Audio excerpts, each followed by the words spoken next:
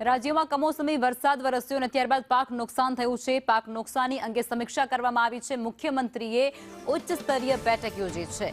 ખેડૂતોની પડખે ઊભા રહેવા માટેના આદેશો છે તે સીએમ દ્વારા આપી દેવાયા છે. તમામ મંત્રીઓ અને નેતાઓને ઝડપી સર્વે કરી અને ખેડૂતોને સહાય આપવા માટે સરકાર મક્કમ છે, કટિબદ્ધ છે તેવું તેમના દ્વારા કહેવાયું.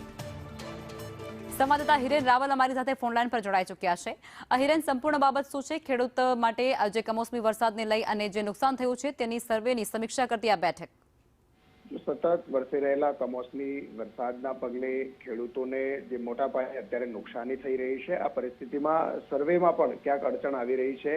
મુખ્યમંત્રી ભૂપેન્દ્ર પટેલે સિનિયર અધિકારીઓ અને જિલ્લા વહીવટીતંત્ર સાથે આ વિડીયો કોન્ફરન્સ મારફતે બેઠક કરી હતી.